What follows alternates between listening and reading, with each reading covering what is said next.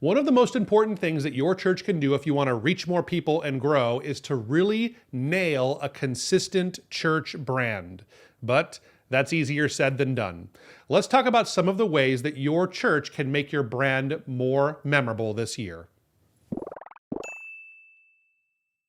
Well, hey guys, I'm Thomas. And I'm Ian. And today we are talking about church branding and specifically some tips on how you can make your church brand memorable. I think it should be a good conversation for us. This is something that is so important. Even before we're church marketing people, you and I, Ian, and this is what we do. And part of that, I think, like the initial step that every church should be taking is really developing their overall brand making it something that is memorable is easier said than done, and we wanted to give some tips today on how churches could make that happen. So and this is something that I still see a ton of churches struggle with. There's a lot of churches that are doing a lot of great stuff online with social media and so forth, but the brand often just gets left behind or in the dust or it's just out of date, and we're going to talk about some of the things that can get out of date with church branding, or just that churches are just not carrying out. So I think it's a good topic, Thomas, for sure. Totally. Yeah, I think it should be a good thing. And when we talk about branding, I mean, it's more, a lot of times people just go to this first one. I'll go ahead and give it to you. The first tip is having a unique quality church logo. And before I get into what that looks like, I want to say that branding is bigger than just your logo. We have 4 other things we're going to talk about here today. But it does, I think, it's first for a reason. The church logo is something that is really important, and it is kind of the foundation of every other piece of branding that you're going to do. So you want it to have some continuity and feel similar to all the other elements and everything else you do as a church. I think a lot of it will start from that church logo. And your church logo, like the icon or whatever you would use there, you probably want it to encapsulate something about your message that makes you unique, what makes your church different. Really thinking about those kinds of things. Most churches will have a logo that is some text, like your church name, and then some kind of an icon. We're seeing more and more churches maybe bridge the gap and get into more just a text icon or text logo. Like, so Hillsong famously does that. They have their Hillsong script. They don't have any kind of an icon. It's just the name Hillsong. But it has kind of a rolling hill style to it, I think. So you can almost think of it as an icon in some ways. But most churches are going to have an icon and then have their name in there. And you just want to find a way to make that icon and make your script something that captures who you are as a church and make it unique to you. One of the things that we do when we do logos for clients here at Reach Right is we will go through and kind of ask them for some feedback on logos that they like. And one of the things we struggle with is that sometimes churches want something really close to another church's logo. They'll say, just do exactly what they do. And that we can, in good conscience as designers, do that first and foremost.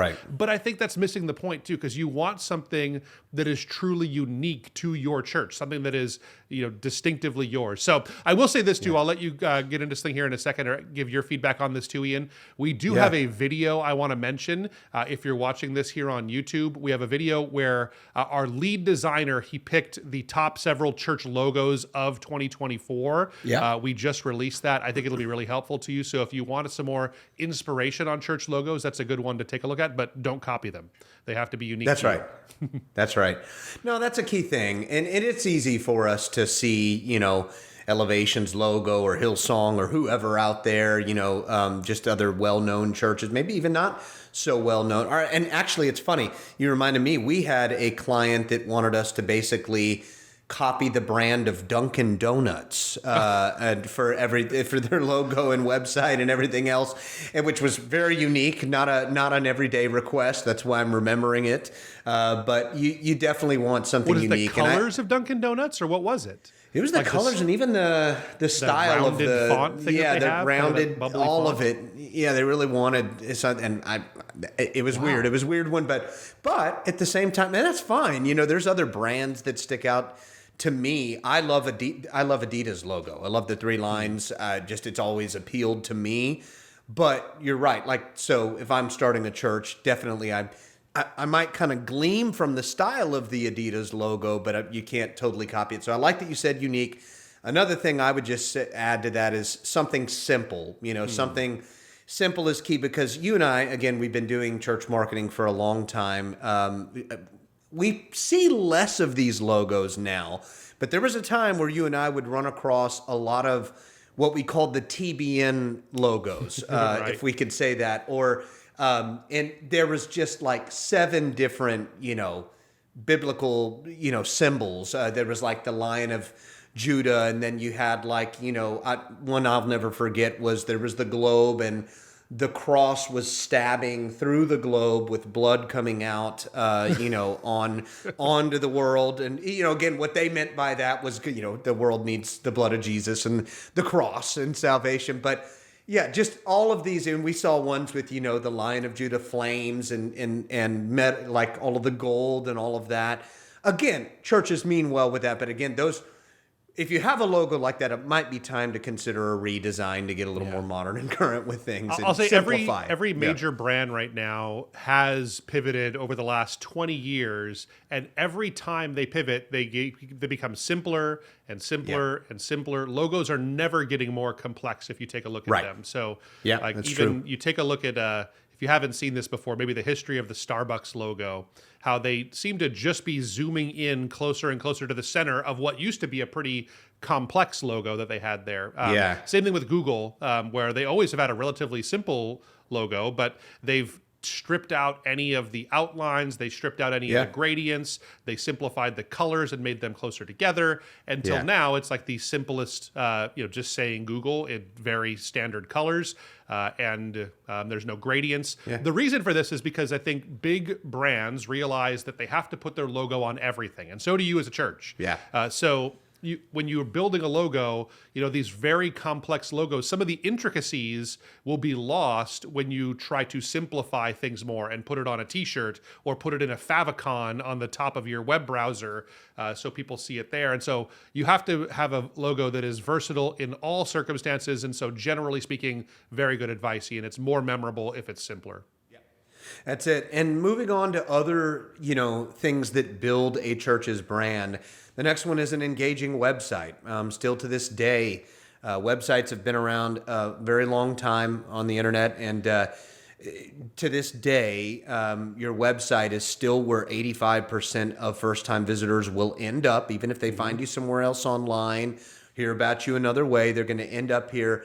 And the way we like to put it, this part of your brand is telling your story. It's funny, we do think of the logo first, but every church has a unique story to tell to a potential visitor or someone looking for a church for the first time.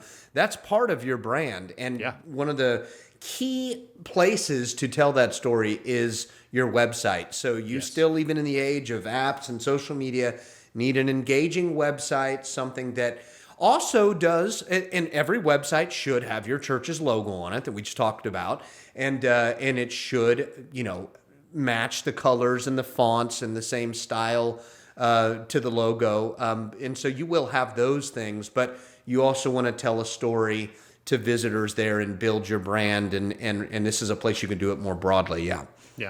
Little inside scoop here on discussions we've had here at Reach Right over the years. We have always seen this challenge, is that there's very inexpensive ways to build off-the-shelf websites, but the number one problem they have is they don't have memorable branded look and feel that goes with it. So from the very beginning as a company, while we probably could have made more money if we just sold off-the-shelf websites where we didn't have to pay designers to get in there and do design work and just turn it on for clients, we have decided that we weren't going to do that, and we were always going to offer like fully brand developed websites. And so we do that in a couple of different ways. We do, high-end custom websites. We do middle of the road kind of tailored websites where this is what's still really important. Is you have to take your church logo, you have to take your color palettes, you have to take your fonts, and you have to get all that onto your website because people know. I know that, chances are when people are searching for a church, they're not going to stumble upon 2 of the exact same template websites. But there's something that you catch when you feel like this is actually them, or this is just a generic website that they put their name onto. And so for so many, that's kind of the choice that they have made. And, I understand that budgets are tight and, have to invest a little bit more. It's scary in some cases, but this is really something that is so important, is making sure that your website, not just your logo is on it, but like the colors are consistent throughout it and they match what's on your logo. Your fonts and those kinds of things that you use in your logo are also probably ones that you use in other places on your site, as well as other things that you do as a church. So really nailing the consistency on your website and making it feel on brand is super important. Yeah, it's good stuff. All right, next one, active social media presence. This is another place where your brand is going to really shine. I think this is why we always start with the logo conversation, because that's going to dictate what so much of the other stuff that you're doing out there looks like. So having consistency in your messaging for sure, and the kind of way that your voice works, the way you talk, like your comments and your posts on social media should feel similar in voice to the way that your content is written on your website. But beyond that, you want to pull in your branding, your color palette, your logo occasionally, having that expressed in all of your design and even in your photography. Elevation Church, you mentioned earlier, is brilliant at this. They have that elevation orange, and almost every photo you see on their site, there's going to be, or on their social media even, you'll see a little pop of that orange somewhere. It's not everywhere because you don't need a lot of it, but your eye immediately goes to that one spot there. So just having this kind of consistency in your social media, it really helps to develop your brand and it helps things to feel consistent. Now, there's lots of types of branding on social media that I think are not worth your time. So it used to be that people would pay a lot of attention to their Instagram grid. Like, so, when you go on to someone's Instagram profile, you want to make sure that there's there's a rows of 3, and you want to make sure that everyone kind of works well with the other one, and that you have like a beautifully designed grid. I think those days are over. You don't need to spend a lot of focus on those kinds of things. Maybe with your top 3 pinned posts on Instagram, you might be able to do that. But I think just more generally, you want to make sure that every post that you put out there, it's never going to be kind of an eyesore that sticks out, but something that is common to the overall brand of the church. Yeah, no, that's good. And one other thing with social media too, that I mentioned with the website part of your branding, is telling the story there too. Keep that same consistent story that you have, that you're telling on your website. Do that story. You could even do more storytelling on social media that supplements your brand, and of course goes along with all the other visual aspects you just mentioned too, for sure, Thomas. So that's good. Next one is interesting, but quality materials. So now, and this is, I think, something to where a lot of churches can, I guess, they could forget about these. So we're talking about your print materials, signage, just anything that you have at your church that people are going to see. Maybe it's invite cards. Of course, we think of letterhead, we think of all of that. But sometimes I think that, churches, when you enter into a church, even if they have a logo on their church sign out front, or you saw the logo online or whatever, when you go inside the church and you see other pieces of print, whether or not it's print materials or signage or anything like that, sometimes it's easy for churches to get off brand there. They had this sign in the back that they've always used in the foyer or whatever. And so having all of these supplementing pieces that are staying on brand is really important. So yeah, super important. We're doing a 21 days of prayer and fasting coming up starting next week. And I know that with that, we have this prayer guide that we put together. And I got to tell you how we get so much feedback because we took a lot of the content from other sources, so the actual words in the prayer guide, that's not all from us necessarily, but we made it uniquely ours and put it into our brand colors and used our brand fonts. And people within our church feel like it's something that is ours, right? So there's just more value that comes with that when you're able to keep everything on brand, and it feels like it's something that is made by you, as opposed to just taking something that you got from Saddleback Church or from Church of the Highlands and crossing out their name and putting your name on it. It's something that making it feel like it's your own is really something that's valuable. So that's good stuff. Those materials are super important. Last thing is training and alignment. And this is something maybe you don't really think of when it comes to branding, Right. but I can tell you as an executive pastor at a church, as the CEO of Reach Right, and as someone that worked with thousands of churches over the years, this is the main problem that most churches have with their branding, is they just don't take the steps to train their people on how to use the brand. So every time we help a church with a new logo, a new brand, part of that is building a branding guidelines document. And in that document, we outline exactly how you're supposed to use the church's logo, the church's colors. Yeah. We tell you exactly what those colors are. So, no church colors are blue and green. Like, it's a specific kind of blue and a specific kind of green. Like, you have to have the exact color, because small differences in shading, it's kind of like a game of telephone over years will turn into, a lime green can turn into forest green if it's not used properly, and it's totally different, right? So it'll outline the fonts that you use and the fonts that you don't use and what weight of those fonts you're going to use. How bold will you go with your font, and how thin are you going to use the font, the letter spacing. It'll outline all those things, and then it'll also tell people really clearly what not to do, because people are doing their best. Not everybody is a designer. And I just see this all the time, where if you just send the files to someone and say, hey, here's our logo file, good luck with it. You'll see all kinds of brand violations and people spreading it out more to fit their design, or maybe stacking it in a way that doesn't work right. And so what's so important is that you have a master document that says, here's how we're going to use our brand, here's how we're going to use our logo, here's the ways we're never going to use it, and you hold tight to that. And when you see violations of the brand, which you will see all the time, you need to return to it in a kind way, but just have those conversations and say, hey, we don't use it that way generally, just because it kind of takes us off course, and you don't want to attack their heart and what they're doing. Right. And I'm sure it took the effort to build that. But this is something that I see so many churches do. The older your logo and branding is, the more likely that there's been major creep. I know for our church, we have a dove and a branch kind of logo that we have, which I think we probably need to simplify in the near future. But I've seen so many different variations of the color of it that I'm trying to kind of rein in and say, hey, we always use this bright blue and not this royal blue that I see two different versions of. So there's lots to be said on this, but it all comes down to training and alignment, making sure your team's on the same page. Yeah, and another thing I'll say to this too is this also includes training your team on your mission and values, and your vision. And so that's all a part of your brand. It's funny, it reminds me of, we have recently created values for Reach Right for our company.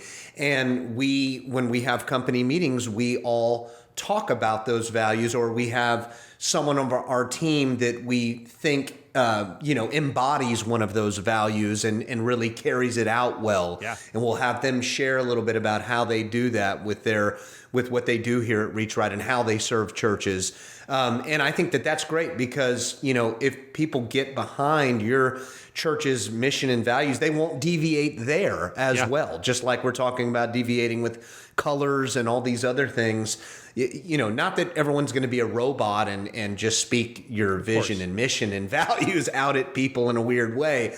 But if they know those things and they're behind them, they will embody that. And that's going to make, your staff, your volunteers, people that are longstanding members at the church, they're really going to be, I just think, very appealing to people, and especially new visitors or people that they're ministering to, when they're all on board with your mission and vision and values. Yeah, that's really good, Ian. Yeah, thanks for bringing that up too. I don't want to make it bigger than just the colors and fonts and logos, but it really is about who you are and what your values are, and reinforcing that. I know you're right. We do that all the time here at Reach Right, in addition to holding the line on the kind of blue that we use on our site and those kinds of things. But we reinforce all of our values all the time. So good stuff. Anything else to add as we wrap up? No. Hopefully this was encouraging and maybe helped some churches brush up on it. Maybe it's made some churches think, hey, it's time to maybe rebrand and evaluate our brand and simplify things or streamline things. And we're here to help with that if we can too. So yeah, absolutely. We'd love to do, even if you're curious about, getting some feedback on your church's branding and logo and want us to give you some of that feedback, that's something that we offer. Drop us a line. We'd be happy to help with that. If this has been helpful to you, it'd also mean a lot to me if you would hit that subscribe button, drop us a comment down below, and we'll see you next time. See you.